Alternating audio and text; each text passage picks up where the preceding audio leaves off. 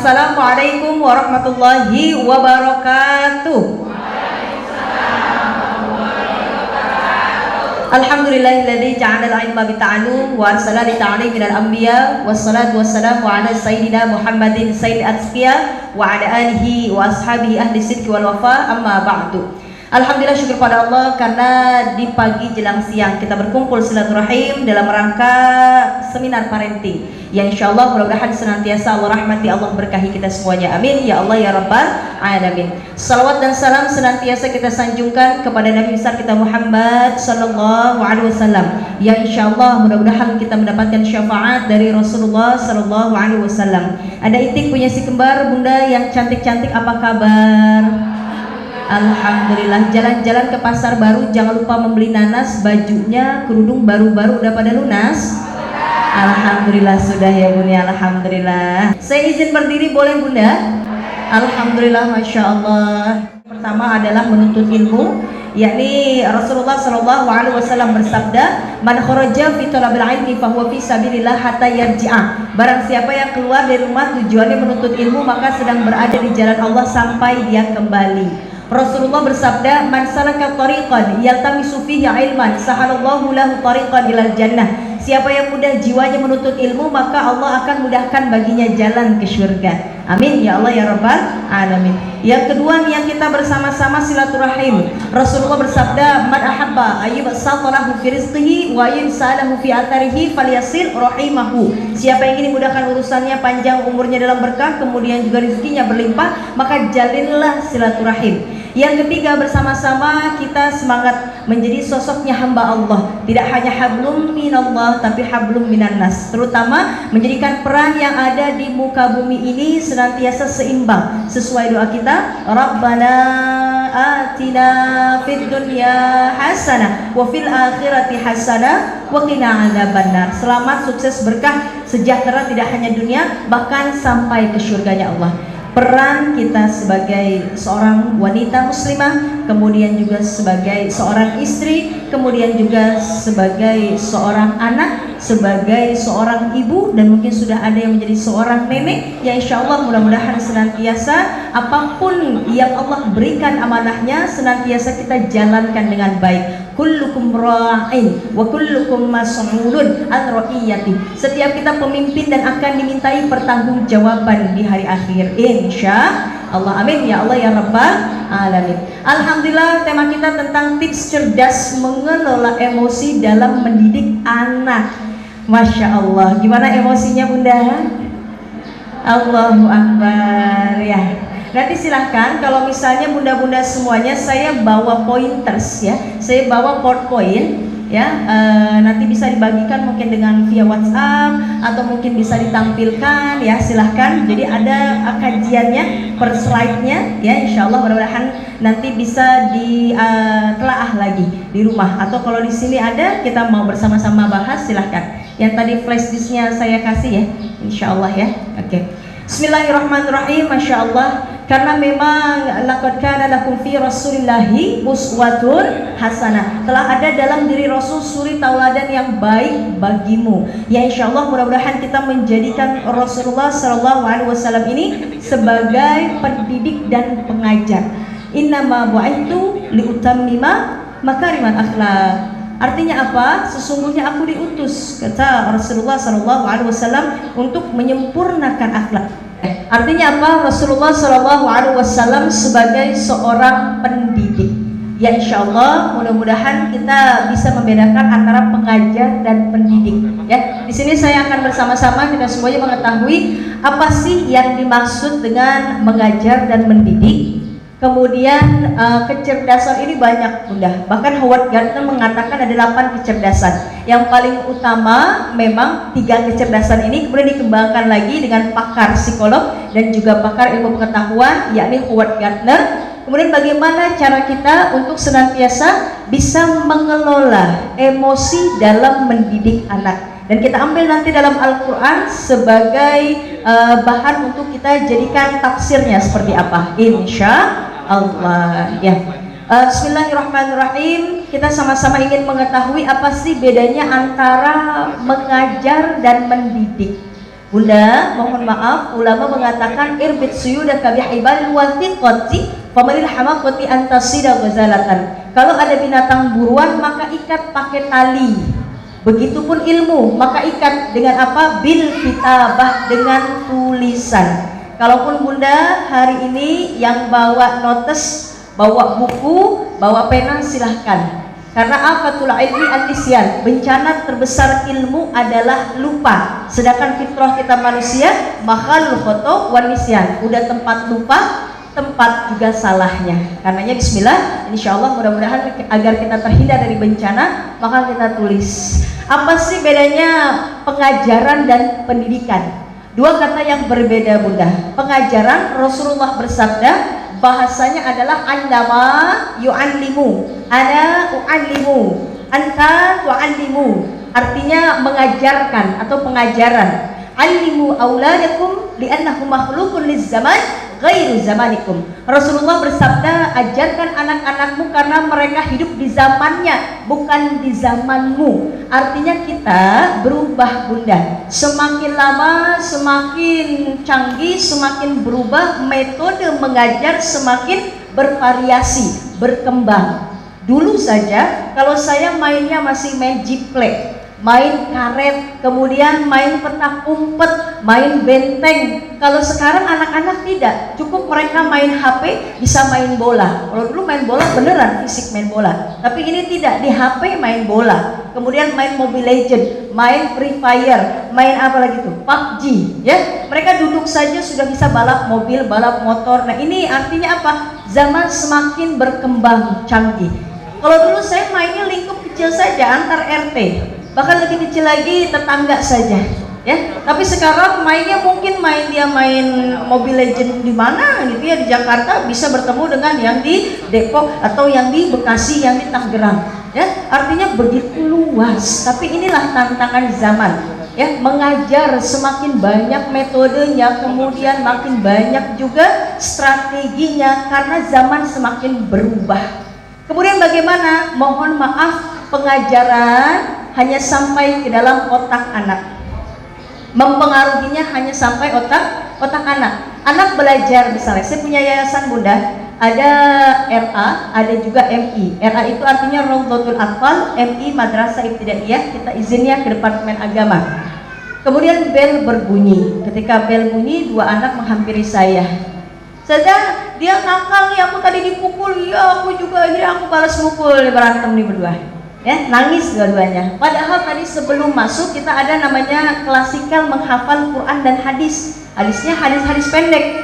Coba tadi hafalannya seperti apa? Hadis kasih sayang. Man la yarham la yurham. Barang siapa yang tidak menyayangi tidak akan disayangi. Hafal itu anak. Namanya pengajaran. Masuknya hanya ke dalam otak anak.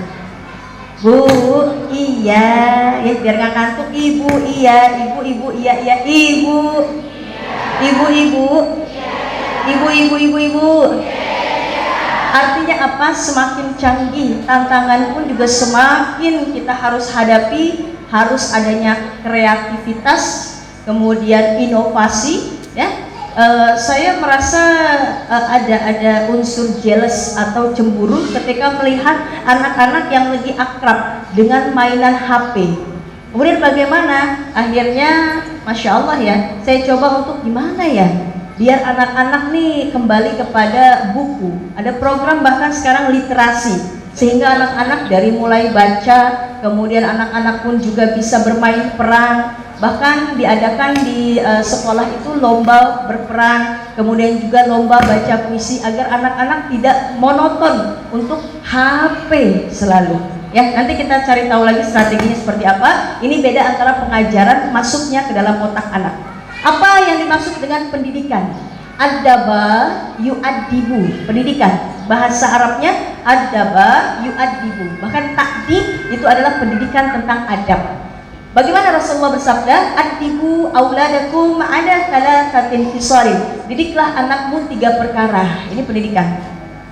Pertama, hubbin nabiyikum, cinta terhadap Nabi Rasulullah sallallahu alaihi wasallam. Karenanya Bunda mohon maaf, ajarkan anak-anak kita untuk cinta kepada Rasulullah. kehidupan Rasulullah dari mulai lahirnya Rasulullah sampai meninggal dunia kita jadikan sebagai tauladan. Ya Rabbi, cukuplah untuk menghancurkan satu bangsa itu menghancurkan anak mudanya. Ya, apa yang dikatakan seorang alim ulama yang ada di Suriah, hancurkan satu bangsa, bahkan menghancurkan Islam ya dengan 3. Yang pertama yakni menghancurkan dari keluarga. Keluarga dihancurkan, paling inti adalah ibu. Buat mereka malu menjadi ibu rumah tangga. Jadi mereka pergi ya untuk lebih dominan untuk bekerja pulang malam sehingga anak-anak dititipkan kepada asisten rumah tangga. Yang kedua yakni anak. Buat anak sibuk ya, tidak sibuk dengan Quran, tidak sibuk dengan hadis, tapi sibuk dengan perkembangan zaman sehingga disebut inilah yang dikatakan virus F4, virusnya. Kalau di Palestina, di Suriah, ya mereka perangnya dengan perang fisik, bom, kemudian ditembaki ayah mereka sehingga banyak di antara mereka yang menjadi yatim. Tapi di Indonesia perangnya apa? Perangnya Ghazul Fikri, perang pemikiran, 4F. Ya. Food, fun, fashion, film. Food, makanan. Kita tanya anak-anak kita zaman sekarang, "Adek, sukanya makan apa sayang?" Sukanya makan ongol-ongol apa pizza? Sukanya makan apa pinter? Keredok apa hotdog? Apa kodok? Sukanya minum apa? Minum jamu atau chat time? Sukanya minum apa? Suka minum mungkin es cendol ya atau boba. Mereka minum, makan itu yang mengandung banyak zat aditif yang tentunya zat tersebut mohon maaf bisa merusak otak, kemudian pencernaan anak pun juga menjadi rusak karena banyak mengandung zat aditif. Na'udzubillah min dzalik. Itu dari segi makanan. Food, fun, hiburan. Anak-anak muda kita, ya Allah, ketika hibur diri, sahabat Rasulullah, bahkan Rasulullah ketika menghibur dengan apa? Dengan sholat, dengan zikir. Ala bizikrillah tatmainnul qulub, bukankah dengan mengingat Allah hati menjadi tenang? Hiburannya dengan bersolawat, ya, dengan membaca Al-Quran. Tapi anak sekarang hiburannya dengan apa? Dengan musik, nonton Korea, kemudian main games online. Hiburannya bahkan bisa berjam-jam. Na'udzubillah min dzalik. Mohon maaf Bunda, terlalu candu kepada HP ya akan mengakibatkan anak memiliki jiwa apatis. Apa itu? Gado-gado dimakan Bang Mamat, punya jiwa bodoh amat. Adek udah datang deh waktu sholat, iya mah entar. Adek udah datang waktu ngaji, iya mah entar. Bahkan orang tuanya pun juga ketika menyuruh entar-entar. Jangankan entar-entar, ketika silaturahim di rumah neneknya tidak diajak ngobrol neneknya, yang ada mereka mojok main HP. Na'udzubillah min dzalik. Ya, ini karena kenapa? Candu. HP-nya diambil akan mudah marah, bahkan sampai bisa menghancurkan apapun yang di sekitarnya. Ambek, marahnya berlebihan. Na'udzubillah min dzalik. Ini sudah candu pada HP. Ya, food fun. Jadi hiburannya adalah hiburan-hiburan yang mohon maaf tidak Islami. Kemudian apa? Food, fun, fashion, gaya busana. Alhamdulillah Bunda, gaya busana anak-anak kita pun juga kita jaga ya. Semoga anak-anak kita di sekolah berpakaiannya pun muslim, muslimah, tambah lagi di rumah pun istiqomah dijaga, insya Allah. Kemudian apa lagi? Food, fun, fashion, film. Ini film menjadi tantangan yang luar biasa. Ketika anak mengakses YouTube, maka ibaratnya memberikan semua apa yang diketahuinya bebas untuk dilakukan. Film itu nggak ada filter, kecuali kalau misalnya orang-orang tuanya memang mengset atau ada settingan HP khusus untuk Quran, gamenya Quran bisa, tapi ini tidak kadang ya. Jadi artinya apa? Mereka bebas berselancar, sehingga ini berpengaruh kepada bahasa yang tidak sopan santun, perilaku yang tidak sopan santun, mau itu kepada temannya atau keluarganya, bahkan orang-orang yang lebih tua darinya. Adek, kita sholat yuk, kita lo aja kali gua enggak gitu.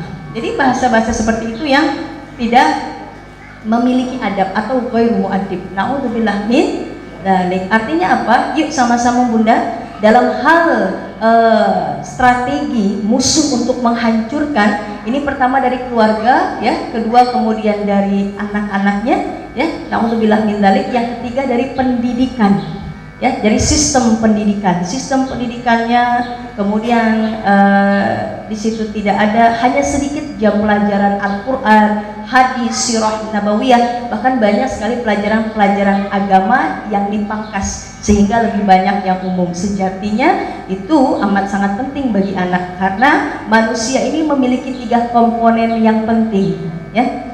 Laqad kana lakum fi Rasulillahi uswatun hasanah, sudah ada dalam diri Rasul suri tauladan yang baik dari segi akal, kemudian ruh kita dan jasmani kita. Fisik anak harus kuat, kemudian juga dari segi akalnya harus cerdas, ruhnya harus senantiasa dapat juga asupan ruh, zikirnya, sholatnya, kemudian istighfarnya, sholawatnya, puasanya, insya Allah. Yuk sama-sama kita jaga anak-anak kita. Ini penting sekali, faktor pendidikan. Hubbin nabikum, cinta terhadap Nabi. Maka ajarkan anak untuk mengenal Rasulullah, insya Allah. Dari mulai lahirnya Nabi sampai ketika Nabi pada masa anak-anaknya, remajanya, kemudian kiprahnya di masyarakat sehingga untuk umat, sampai Nabi wafat berkeluarga, Masya Allah. Itu banyak sekali yang memang harus senantiasa kita jaga sirah nabawiyahnya, agar anak pun bertumpunya kehidupannya kepada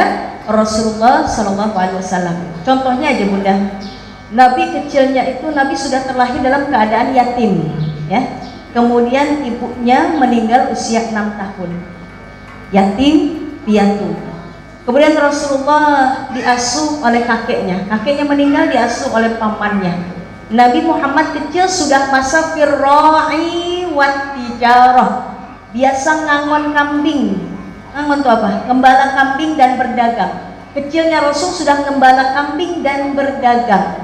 Kenapa kok Nabi gembala kambing? Dari gembala kambing ini mentalnya Rasulullah terbangun, emosinya Rasulullah terbangun, spiritualnya Rasulullah terbangun, karena ada namanya IQ, ya, intellectual quotient. Apa itu? Kecerdasan intelektual. Kemudian ada juga EQ, emotional quotient. Kemudian juga ada SQ, spiritual quotient. Ada kecerdasan dari intelektual, emosi, dan juga spiritual. Tentunya Rasulullah banyak mendapatkan ini semuanya, pembelajaran untuk mentalnya Rasulullah. Gembala kambing, Nabi dilatih untuk disiplin, bangun pagi-pagi, ya. Karenanya Rasulullah bersabda, Allahumma barik li ummati fi bukuriha, ya Allah berkahi umatku yang bangun di pagi hari. Biasakan ya Bun ya, anak-anak kita udah terbiasa bangun tuh udah jam 4:30 atau jam 4 lebih awal untuk mempersiapkan mereka sholat berjamaah di masjid laki-laki, ya. Perempuan di rumah bersama ibundanya cukup. Artinya apa? Anak-anak punya jadwal, ya. Pagi-pagi sudah bangun. Kenapa? Berkahnya Rasulullah yang bangun di pagi hari. Belum lagi anak-anak diajarkan spiritualnya ketika sholat sunnah 2 rakaat sebelum subuh, ya. Maka Masya Allah lebih baik dari dunia dan seisinya. Sudah biasakan hal seperti itu, tentunya dari keteladanan orang tuanya. Nabi dari gembala kambing sudah terbiasa disiplin bangun pagi, kemudian tanggung jawab. Itu kambing bawanya jumlahnya sekian, pulangnya sekian, tanggung jawab. Nabi belajar kasih sayang, ya, diberi makan, diberi minum, Masya Allah. Kemudian keuletan, ya. Nabi benar-benar fokus, benar-benar tanggung jawab. Nabi benar-benar melindungi kambing, ya, sampai Nabi mengenal proses dari itu semuanya. Masya Allah, gembala kambing itu banyak sekali manfaatnya, hikmahnya, baik dari IQ-nya, kemudian spiritualnya, dan tentu emosionalnya. Kemudian apalagi firra'i wat tijarah. Tijarah itu artinya berdagang. Kenapa Nabi berdagang? Karena berinteraksi. Ternyata Bunda mohon maaf, dalam hal kecerdasan emosi ini berakarnya kepada hati atau qalbun, ya. Jadi hati dulu yang kita tata. Masya Allah, ini banyak hati yang menjaga hubungan dengan Allah dan hati yang menjaga hubungan dengan manusia. Ala inna fil jasadil mudghah idza salahat salahal jasadu kullu wa idza fasadat fasadatil jasadu kullu ala wahyal qalb. Dalam tubuh kita ini ada segumpal darah, ketika baik maka baik semuanya, ketika buruk maka buruk semuanya. Itulah yang dikatakan hati. Nabi ketika berdagang maka berinteraksi dengan orang-orang. Masya Allah. Ibu ada di sini yang pedagang? Ada yang pedagang? Saya kalau ke Tanah Abang, Bu ini harganya berapa Bu? 150. Saya tawar 100 ya Bu ya, saya jalan dulu nengok 100 ya Bu ya, nggak bisa 100 ya Bu ya gitu. Ribet, artinya apa? Inilah menjadi pembeli itu ya Allah, banyak maunya, nawarnya pun juga ya Allah yang sadis banget ya Bu ya. Bahkan pengennya pembeli warna merah, merah apa? Merah hati apa? Merah ngejreng atau merah motif apa? Itu ribet pilihannya, ternyata banyak. Konsep pembeli dengan penjual yang punya itu beda. Masya Allah, dan Nabi belajar bagaimana menyikapi perbedaan dan komunikasi dengan baik dari berdagang.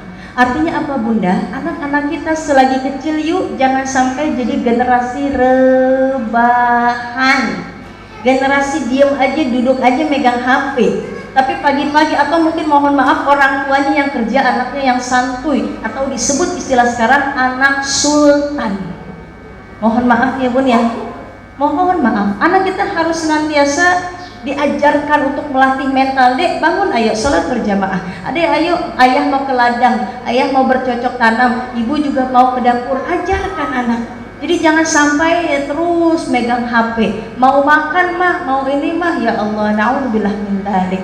Ada ya Bun ya di televisi ini berita ketika sosok anak remaja ya, karena memang anak remaja ini senantiasa apapun dibelikan. Satu hari ketika ayahnya mengatakan, nanti ya ayah beliin HP, mungkin ayahnya lupa, rumahnya dibakar ya, rumah orang tuanya dibakar. Ini polisi ketemu dan tua sama anaknya ya, ketika ditanya kenapa kamu mau bakar rumah orang tua kamu, karena ayah saya janji mau beliin HP tapi belum dibeliin.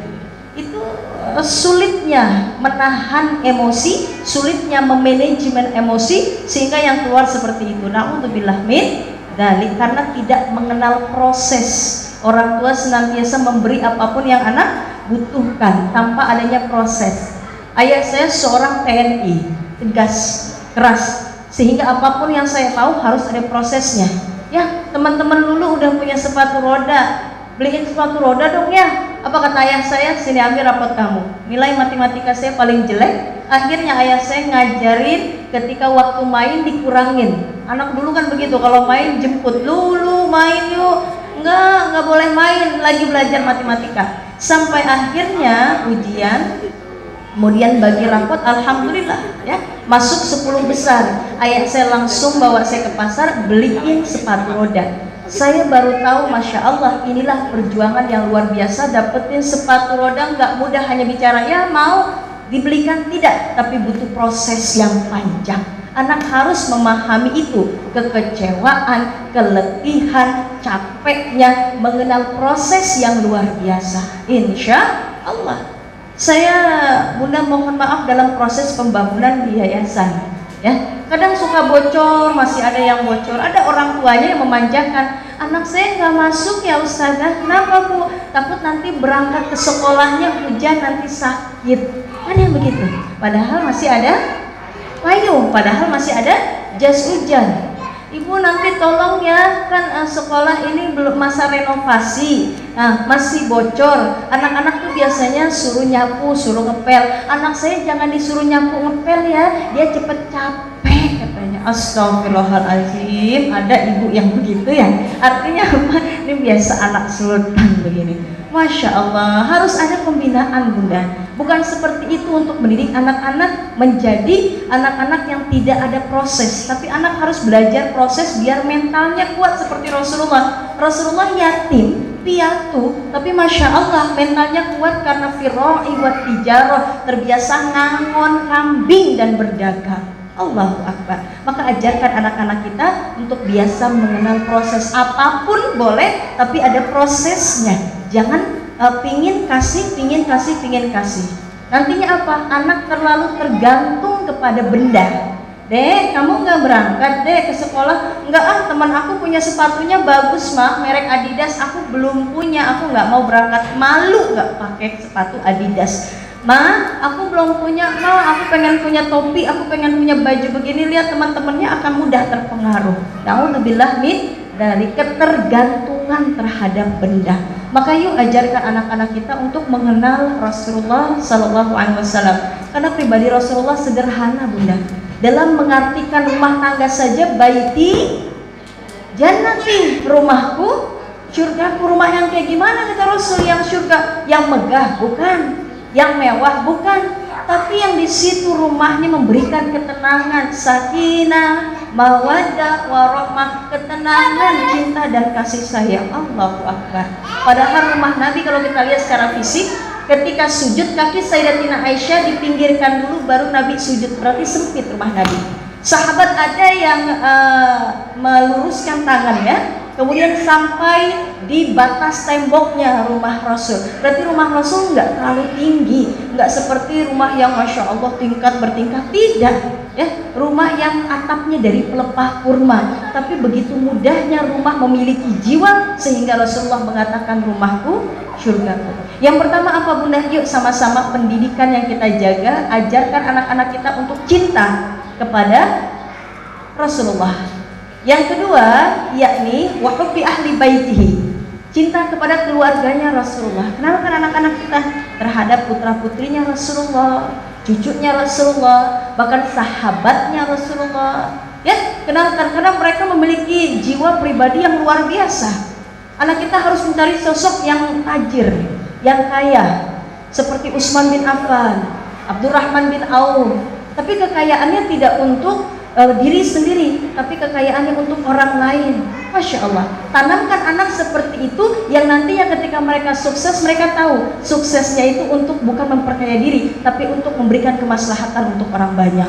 Insya Allah. Ini udah masuk mengelola emosi, ya, manajemen dirinya seperti apa. Kemudian yang ketiga yakni wahubbi tilawatil Quran, cinta terhadap bacaan Al-Quran. Al-Quran hudan linnas wa bainati minal huda wal furqan, petunjuk pembeda antara yang hak dan yang batil.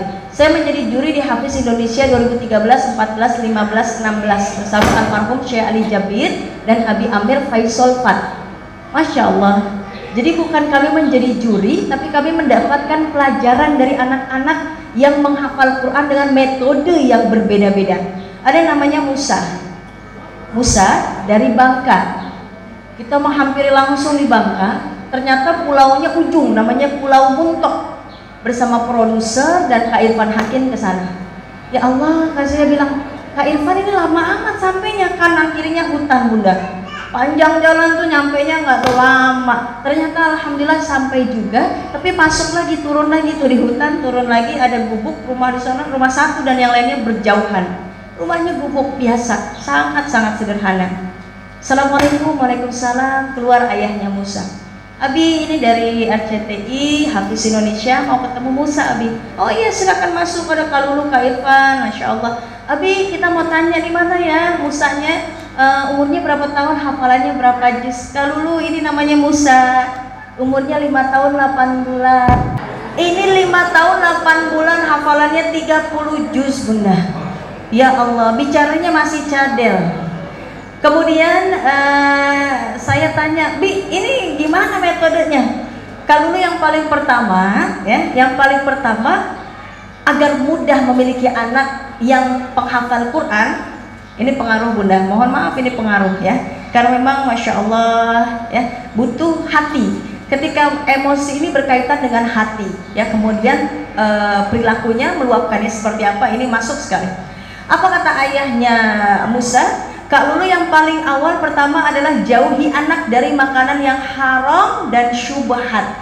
Ini pengaruh kepada perilaku anak, hafalan anak, dan doa yang tidak diijabah. Na'udzubillah min dzalik. Dari makanan yang haram, yang syubhat. Na'udzubillah min dzalik. Ya, saya teringat ketika Imam Syafi'i mengadu kepada Imam Waqi. Ini mungkin anak-anak santri penghafal Quran hafal ini. Ya, ada syair Imam Syafi'i mengadu kepada Imam Waqi. Syaqautu ilal Waqi sual hifdzi fa arsyadani ila tarkil ma'asi fa akhbarani bi anna al-ilma nur wa nurullah la yubdalil 'asi. Imam Syafi'i mengadu kepada Imam Waqi tentang hafalannya yang kurang. ini kenapa ya hafalan saya ya? Satu kata kok saya agak susah menghafalnya. Kalau kita mungkin satu ayat, Imam Syafi'i penghafal Quran usia 7 tahun, hafalannya hanya sedikit yang lupa, tapi dianggap berat baginya.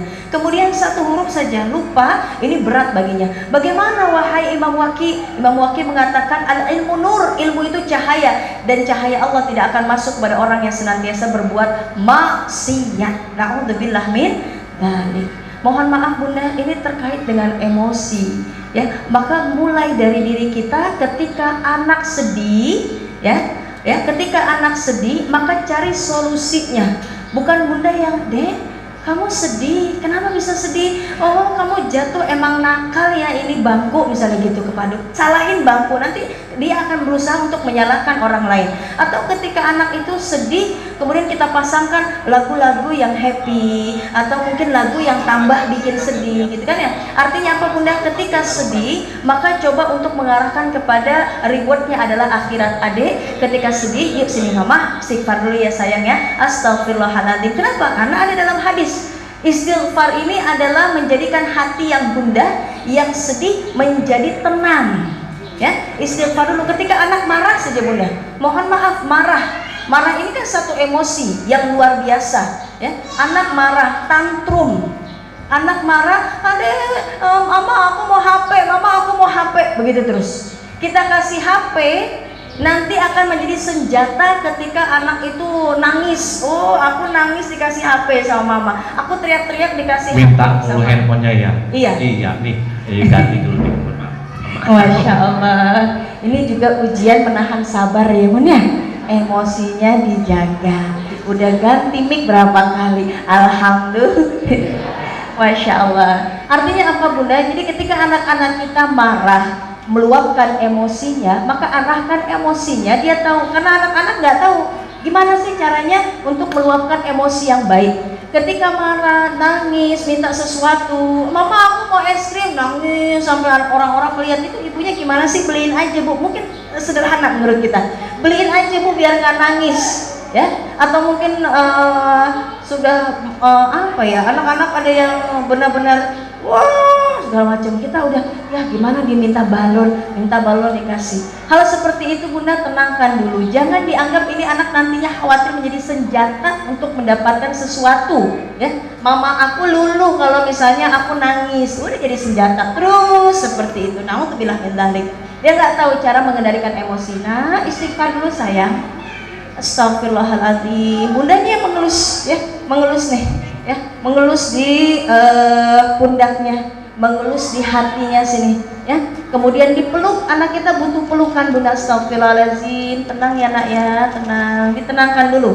Sudah bisa mama bicara, ya, biasanya kasih jeda waktu untuk tenang. Sudah bisa mama bicara, "Adek, beli balonnya nanti setelah selesai ya nak ya, mama lagi dengerin tausiah dulu," atau apa. Jadi artinya anak-anak berusaha untuk paham, memahami, ya. Bahkan nanti ketika anak sudah punya adik, berantem, ini berebutan main, "Wah mama aku," ini gimana caranya? Ketika memiliki kecerdasan emosi, anak sudah mengerti, memahami bagaimana caranya memilih. Kita coba untuk memberikan pilihan kepada anak. "Adek, mainnya mau bergantian atau mama ambil mainannya?" Itu anak milih, daripada sosok ibunya ngasih, "Udah ini punya adek, ini punya adek, apa-apa adek yang dikasih." Anak yang nomor pertama pasti akan merasa, wah ini mama lebih sayangnya sama adek nih. Mama apa-apa adek, apa-apa adek, itu menjadi pilih kasih. Jadi apa ya, satu pesan pada anak nomor pertama ini bahwa mama pilih kasih. "Saya ini mainnya mau bergantian atau mama ambil mainannya?" "Bergantian mah." "Oke, kalau gitu bergantian, ini 5 menit ya sayangnya, ini 5 menit gantian ya sama adik." Itu lebih mudah anak pahami, karena anak nggak tahu gimana caranya mengontrol emosinya. Insya Allah, ya Bun ya.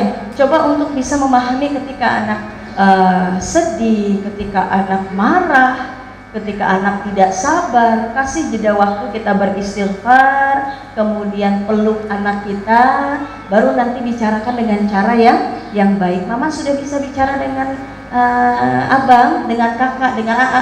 "Ya Ma sudah." "Oh iya, berarti sudah." Berarti kalau mau sesuatu tidak sampai marah-marah ya sayang ya, bilang sama mama dengan cara yang baik, dilatih sabar untuk menunggu. Sebentar ya, 10 menit, sebentar nanti baru mama beliin. Nanti baru, atau mungkin mamanya bilang, ya jangan sampai apapun yang diinginkan diberikan. Ya, bisa sayang, boleh minta HP boleh, tapi hafalannya gimana Qurannya? Tapi hafalan doanya gimana?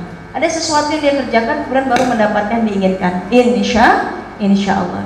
Jadi Al-Quran ini menenangkan. Ternyata Musa ini dilatih emosinya dari Al-Quran. Belajar untuk sabar, disiplin, manajemen waktu. Ayahnya mengatakan kalau lu pertama jauhi makanan yang haram, yang syubhat. Ini strategi pertama bunda, agar anak kita tidak tantrum, anak kita mudah diatur.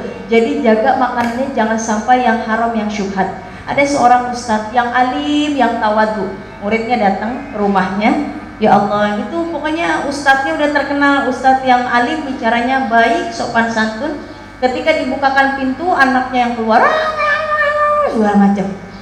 Mohon maaf ya ustadz, ini anaknya ustadz bener? Iya anak saya. Dia nggak percaya kalau itu anaknya. Jalan-jalan, teriak-teriak, masya Allah. Terus apa kata ustadznya? Iya, mohon maaf ustadz, kok ustadznya, mohon maaf ya ustadznya, ini ustadznya alim, soleh, anaknya kenapa begitu ustadz bicaranya, kemudian juga ya Allah, apa gimana ya ustadz ya gitu. Iya, jadi waktu istri saya hamil, ya, istri saya hamil ini dia ke rumah tetangga, kemudian cicip makanan. Ya, cicip makanan, dia termasuk tokoh di sana. Kemudian kita nggak tahu, ternyata mohon maaf dia ini seorang koruptor. Jadi makanan itu pun pengaruh sekali terhadap janin, terhadap anak. Ya'udzubillah min dzalik. Ini sama bunda yang diceritakan oleh Rasulullah. Jadi Nabi ngajar, ada bola kena pelipis Nabi angkat. Wahai sahabatku, saya sedang mengajar, ada bola yang kena pelipis saya. Ini anak siapa yang menendang bola tersebut sehingga kena pelipis saya? Apa kata Abu Thalhah? Anak saya ya Rasul, perhatikan makanannya Abu Thalhah. Saya perhatikan ya Rasul, tapi pernah saya titip ke tetangga sekali. Mungkin makanannya yang haram atau yang syubhat masuk ke dalam anak saya sehingga perilakunya seperti itu. Na'udzubillah min dzalik. Sampai begitu. Pengaruh orang-orang alim, orang-orang soleh memperhatikan makanan yang masuk ke dalam anaknya. Allahu Akbar. Ya, bahkan doa nggak diijabah bunda. Ini ada kisah Rasul. Dalam hadis, Nabi berjalan di padang pasir. Nabi bercerita ada seseorang yang berjalan di padang pasir yang tandus. Dia angkat tangan, ya Rob, ya Rob. Kata sahabat, ya Rasul, pasti doanya diijabah. Tidak sama sekali. Karena mat'amuhu haram, makanannya haram, pakaiannya haram, dan apa yang dilakukan haram, sehingga doanya tidak diijabah. Mau dia menangis, kemudian mau merintih sebagaimanapun sedihnya, tapi ketika makanannya haram, pakaiannya haram, dan pekerjaannya haram syubhat, maka tidak akan diterima doanya. Na'udzubillah min dzalik. Ibu. Jadi insya Allah ya, saya dari dasar sekali untuk bisa mengelola emosi dalam mendidik anak, maka jaga anak-anak kita dari segi makanannya, kemudian juga pakaiannya, agar doa kita pun juga masuk kepada Allah. Kenapa? Karena memang mohon maaf bunda, ada yang kita anggap impossible, tidak mungkin terjadi, ya bagi Allah itu pasti bisa. Ya, ada sosok ustadzah ya, yang punya anak ini ya Allah bu, bandel kalau bahasa kita, anak SMP ya, jadi sudah ikut tawuran, sudah ikut lagi bolos sekolahnya. Seorang ustadzah ya ngadu, ya Allah gimana ya ini ya, tapi masya Allah sih nggak pernah tinggal sholat sunnah tahajud, bangun di sepertiga malam, kemudian berdoa, ya muqallibal qulub tsabbit qulubana 'ala dinika wa ta'atika. Kemudian doa khusus untuk anaknya, ya Allah, gitu kan, bangun di sepertiga malam. Alhamdulillah, ternyata tuh anak yang bandel datang ke orang tuanya, dia bilang, mah aku pengen masuk pesantren mah, kayaknya bener-bener dan pengen ngaji. Masya Allah, akhirnya pindah sekolah malah di pesantrenin. Alhamdulillah. Artinya apa bunda? Ada peran kita sebagai sosok ibu yang insya Allah mudah-mudahan dari segi mengelola emosi dalam mendidik anak, dari makanannya, pakaiannya, pekerjaannya, nafkah ya suami kita, dan plus kita juga yuk bantu dalam mengelola emosi agar tunduk. khauf, rojaknya kepada Allah, maka dengan bangun melaksanakan sholat sunnah tahajud, insya Allah. Kemudian apa lagi? Ini strateginya. Setiap anak beda-beda mengelola emosinya ya Bun ya. Ya, ada tadi kita belajar tentang mengajar apa, terus mendidik apa. Jadi beda. Kalau mengajar masuknya ke otak, kalau mendidik masuk ke otak, ke hati dan lewat perbuatan. Yang tadi dengan senantiasa Rasulullah dijadikan tauladan, kemudian juga keluarga Rasulullah, sahabat, dan juga Al-Qur'an. Insya Allah ya, punya disiplin waktu untuk belajar Quran. Kemudian Rasulullah SAW bersabda, ini tentang strateginya, metodenya Bunda, bagaimana mengelola emosi ya, bahwa mohon maaf Bunda, sahabat Rasulullah sekaligus mantu Rasulullah berpesan kepada kita semuanya akan 7 masa yang berbeda. Namanya adalah sab'un amir, sab'un asir, sab'un wazir, atau la'ib waladaka sab'an wa adibhu sab'an wa sahibuhu sab'an. 0 sampai 7 didiklah anak dengan cara bermain. Maka mengelola emosi anak dengan cara bermain. Ya, contohnya apa? Siapa yang hari ini senang? Saya. Dia bisa mengungkapkan emosinya. Ya sayang, gimana ceritanya hari ini? Bahagia? Iya, aku begini, aku senang sekali hari ini mama buatkan nasi goreng. Nah, bisa mengungkapkan rasa senangnya. Coba kalau kau suka hati, coba tersenyum, gitu. Jadi dengan cara bermain, ya, bisa dengan storytelling, kisah bahagia, kemudian bagaimana mimik bahagia, mimik sedih seperti apa. Ini dengan cara bermain, ya. Kemudian juga orang tua mohon maaf, libatkan anak untuk bercerita. Jadi orang tua yang menjadi pendengar. Adik bagaimana sayang? Tadi di sekolah bermain bersama teman-teman. Iya Ma, aku senang banget gini-gini nih, Masya Allah. Ya, jadi anak terbiasa untuk tahu kalau senang seperti ini, sedih seperti ini, kecewa bagaimana mimiknya, itu anak di usia bermain. Insya Allah. Mohon maaf Bunda, saya sudah men-treat guru-guru saya. Ketika anak masuk ke dalam madrasah, maka coba guru sendiri yang harus bisa tersenyum lebar kepada anak, karena mereka bawa emosi yang berbeda. Ada yang mungkin diomelin oleh bapaknya, ada mungkin yang males mandinya kemudian dipaksa ke sekolah. Assalamualaikum, sehat sayang soleh, gitu ya. Jadi anak mau dia lagi cemberut atau apa, dia tahu gurunya bahagia menyambutnya. Insya Allah. Jadi dengan cara permainan, kemudian juga dengan cara bercerita, storytelling, dengan cara tepuk, ya, insya Allah. Ini 0 sampai 7 tahun. Bagaimana anak-anak yang menghafal Quran? Ada namanya Adi, usianya 3 tahun, tapi masya Allah orang tuanya sudah bisa mengajarkannya juz amah. Jadi 3 tahun kan bicaranya masih cadel Bunda ya, tapi sudah hafal juz amah. Baca tulis Qurannya belum bisa, tapi ketika dikasih 1 ayat dihubungkan ayat yang lain tuh hafal. Masya Allah, namanya Adi dari Jakarta.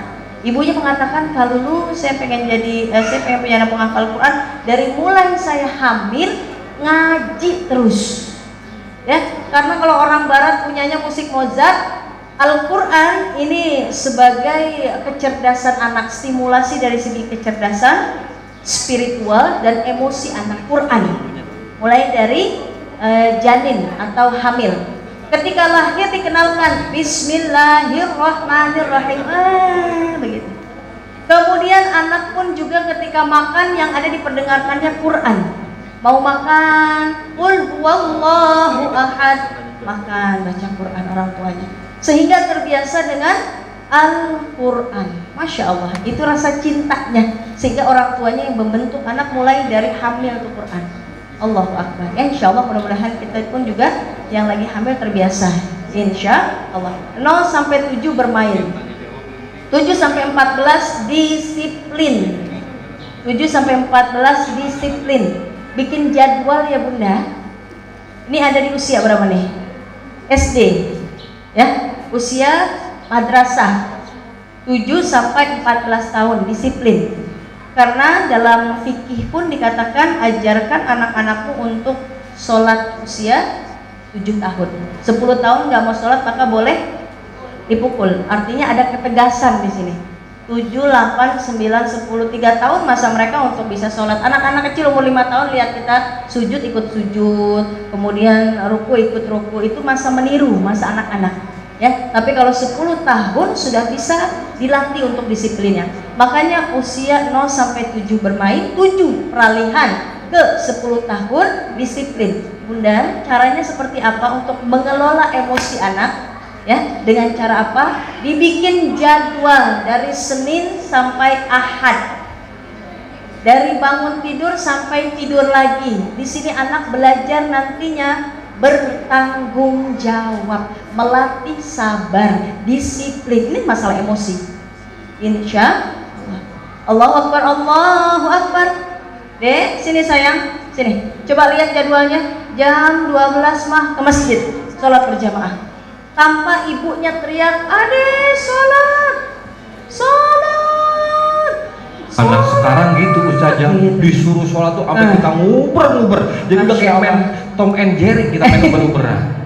Pakai itu leh sapu ya, diuber terus sampai dapet anaknya Allah. Sampai kadang orang tuanya ngucapnya yang nggak baik. Itu jadi doa juga ya sebetulnya. Iya, jadi kalaupun bisa ya, malah justru anak-anak ini adalah dilatih untuk disiplin, tanggung jawab, maka buatkan jadwal. Ada reward punishment namanya. Reward itu kalaupun anak-anak nantinya bagus hafal Qurannya, kita ada program ya sayangnya, itu setuju tuh antara anak setuju dan juga orang tua. One day one ayah, 1 hari 1 ayat.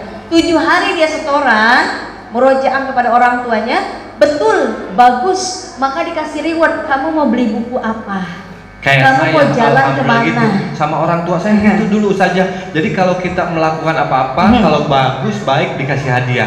Dan alhamdulillah saya walaupun pelawak dulu pernah mondok 30 juz 114 surat 6066 ayat. Alhamdulillah saya hafal. Masya Allah. Iya. Kita tes boleh ya?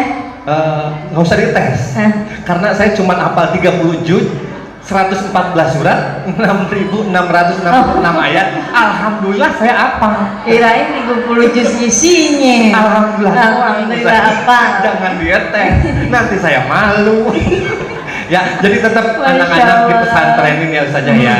Karena nggak ada almarhum untuk ilmu yang bermanfaat. Almarhum cuma raga, tapi tidak pernah kata ada almarhum untuk warisan ilmu yang bermanfaat ya. Insyaallah. Itu saja. Ya. Izin, karena emang ini kayak penasaran semua, pengen bertanya-tanya. Ya. Kenapa kamu bertanya-tanya? Katanya lagi musim gitu ya. Enggak gini nanya kan? Kamu nanya. Kamu nanya. Astagfirullah. Model apa rambut saya? Ya, oke, kita buka sesi tanya jawab saja ya. Silakan. Mohon maaf, biar santai kayak di pantai, slow kayak di pulau. Yang penting ngajinya nggak kacau, betul Ma? Ini manusia yang paling ikhlas, yang paling ridho, yang pernah ngelahirin kita. Jangan pernah disakitin perasaannya. Karena mak mau mancung, mau pesek, mau tinggi, mau kuntet, semuanya dilahirin ya Mak.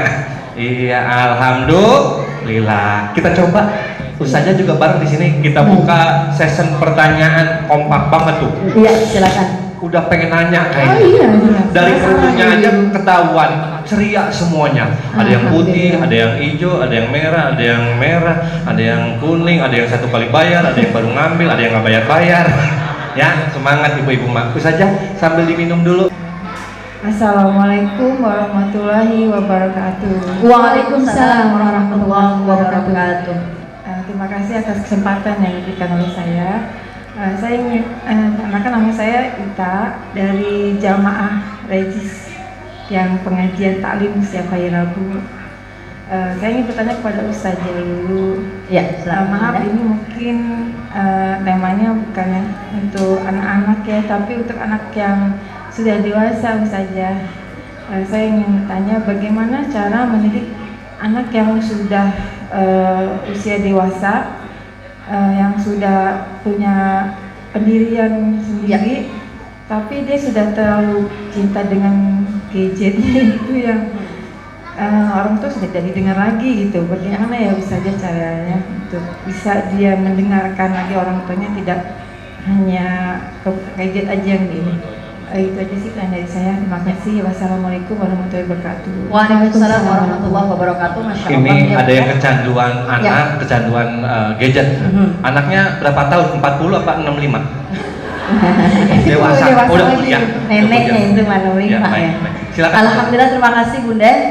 Jadi untuk yang tadi disampaikan ya, ada metode dari Ali bin Abi Thalib, kemudian juga Ibnu Sina, la'ib waladaka sab'an wa alibhu sab'an wa sahibhu sab'an. 0 sampai 7 didik anak dengan bermain, 7 sampai 14 disiplin. Maka didik anak dengan disiplin, kalau bisa ini masanya penjadwalan anak untuk ajak tanggung jawabnya, kemudian juga disiplinnya, kemudian juga kesabarannya, rasa syukurnya. Nah, kemudian ada tahapan berikutnya untuk remaja. Tadi terpotong, yakni usia 14 sampai 21 tahun, yakni masa bersahabat dengan orang tua.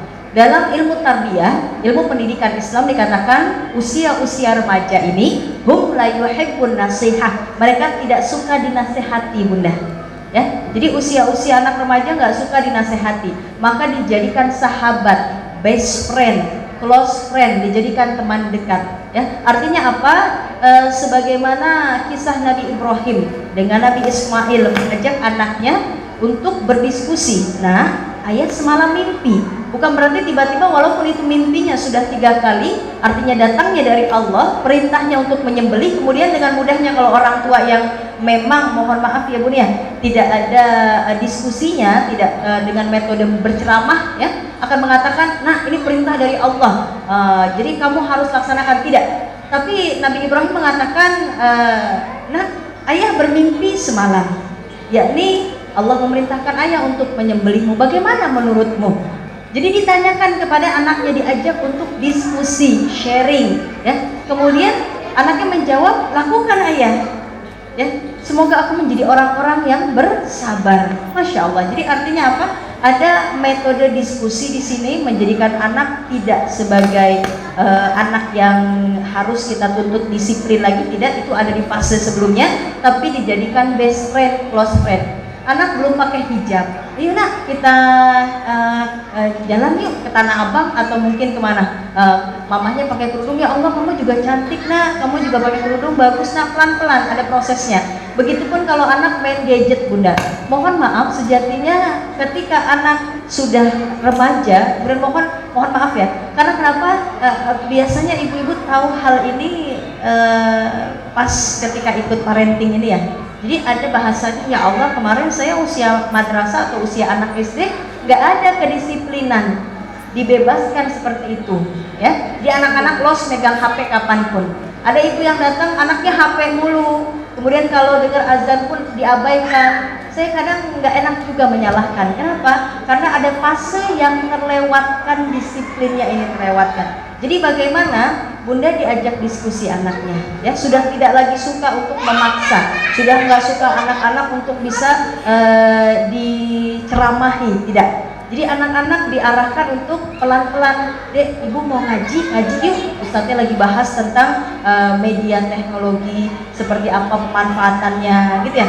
Kemudian juga efek anak diajak diskusi, nah ini karena HP, ada namanya keterikatan HP itu ada di TikTok atau di YouTube ya Bun ya, karena jadi anak begitu gitu ya, coba di sharing seperti itu, ini karena HP. Nah bahkan karena HP pun juga ada anak yang membakar rumah ini, jadi diajak diskusi seperti itu, nggak suka dinasehatin, apalagi disalahkan, apalagi dipaksa ya. Jadi nggak bisa dipaksa-paksa ya Ustaz ya. Harusnya mereka lebih diajak untuk diskusi, dijadikan teman, best friend, close friend, bahkan ditelaah, dipahami, dianalisa. Kenapa ya nak, kok kamu HP mulu?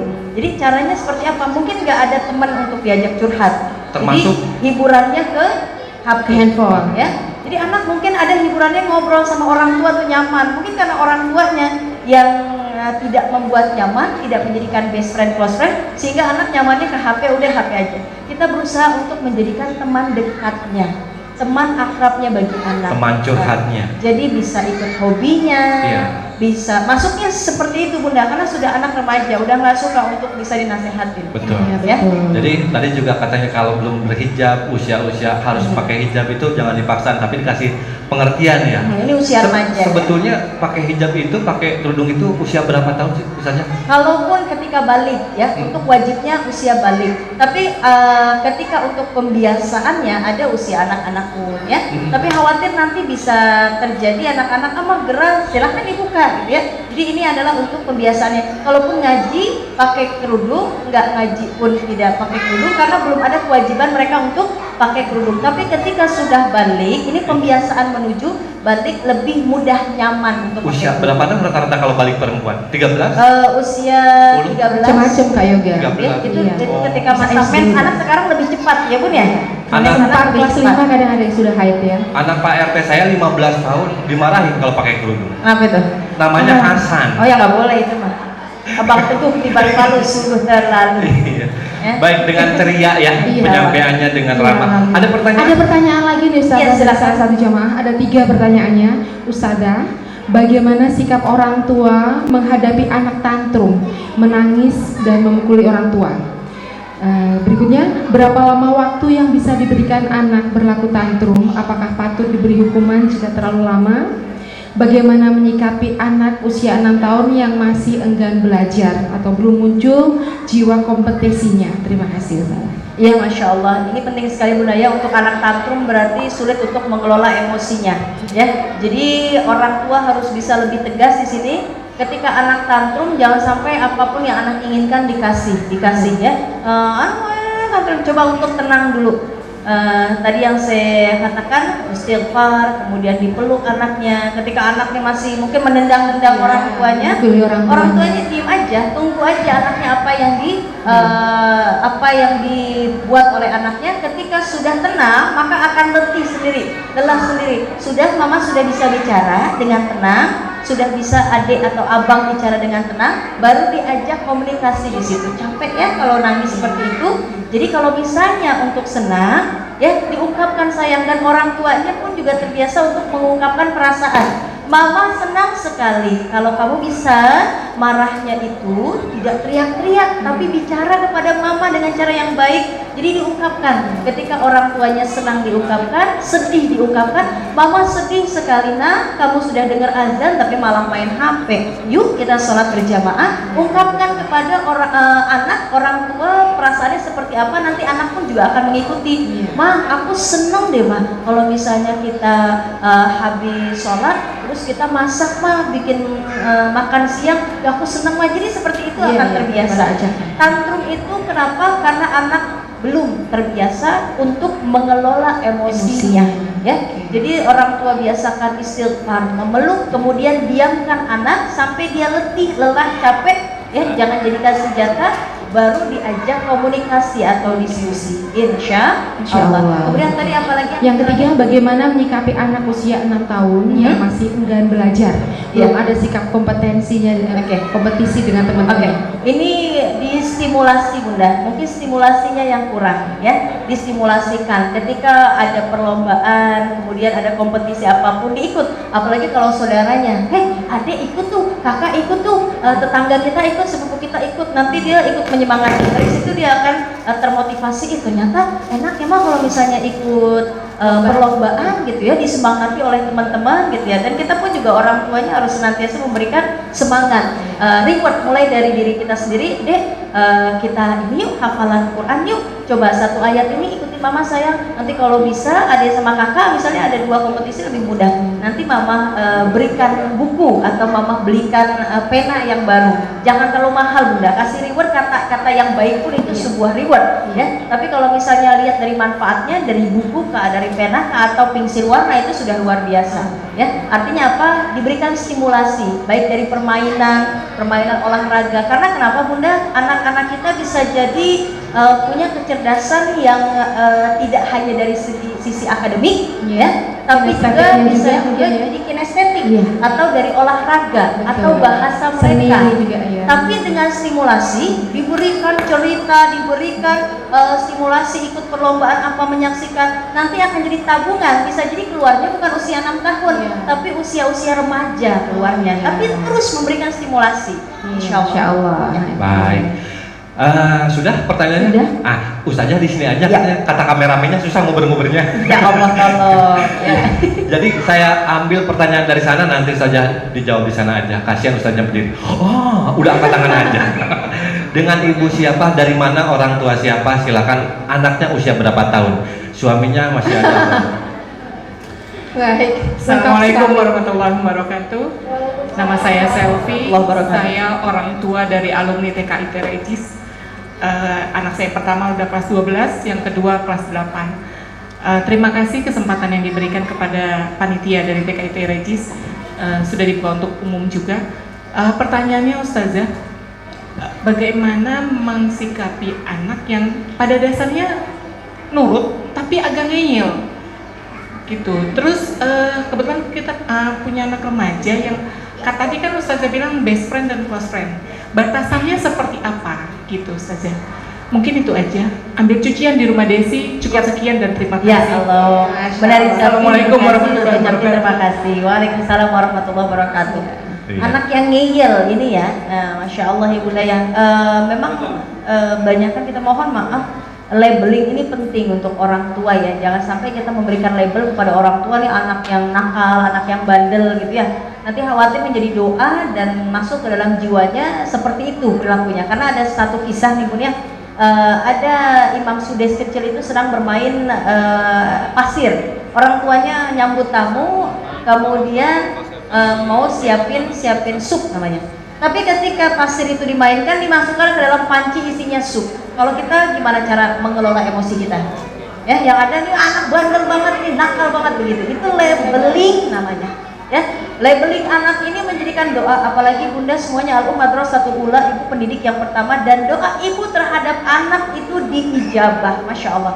Ketika orang tuanya jaga sholatnya, jaga puasanya, ya masya Allah, kemudian memberikan kepada anak labeling, khawatir jadi doa, beneran jadi doa. Nah, tapi ibunya Imam Sudes tidak seperti itu, tidak melabel anak, masya Allah, anak soleh, anak pintar, ini sayang untuk tamu, kita menghormati tamu. Uma doain, mama doain mudah-mudahan nanti kalau sudah besar menjadi penghafal Quran dan juga menjadi imam haromain. Jadi ketika marah sekalipun kita mencoba mengelola emosi kita, jangan sampai labeling itu keluar. Ya, apalagi Bunda ketika anak ngeyel, jangan sampai ini ngeyel banget ya gitu. Jangan. Kita cukup kita pahami, jadi best friend, close friend buat anak. Dek, tadi gimana dia di sekolah, masya Allah seru ya. Coba pahamin, masuk ke ranah apa yang disukai anak, misalnya olahraga apa yang disukai gitu kan. Kemudian kita jalan-jalan sama anak, apalagi Bunda kalau untuk anak laki-laki ketika kita ajak bicara, penuhi dulu isi perutnya nih ya. Kalau bisa kita ajak jalan, Dek yuk sini, anak remaja putra ya. Kita ajak jalan, kemudian makan di mana, baru kita bicara gimana sekolahnya deh, gini. Nanti kita akan bicara pelan-pelan. Oh enak ya ternyata ngobrol sama mama, ngobrol sama. Nah itu bisa masuk, ngeyelnya itu bisa masuk. Kenapa dia bisa ngeyel? Mungkin dari sekolah yang memang teman-temannya juga memberikan contoh seperti itu, teman-teman lingkungannya, atau mungkin sekitar rumah, atau mungkin karena peraturan yang terlalu banyak, atau mungkin kita yang pakai metode ceramah. Saya nggak tahu seperti apa, tapi bisa dipahami dari diskusi ibu dan juga anak remaja, insya Allah. Terutama mungkin bimbingan tontonan yang jangan sampai lepas dari pendidikan, karena sekarang banyak banget tuh saja yang nonton segala macam TikTok yang sebetulnya banyakkan mudaratnya ketimbang manfaatnya. Ajak tonton Republik Ceramah Manajemen, Masya Allah. banyak ceramah-ceramah di sini. Jangan lupa like, komen, dan subscribe. Insya Allah. Iya, insya Allah video ini juga besok atau lusa saya udah upload. Iya.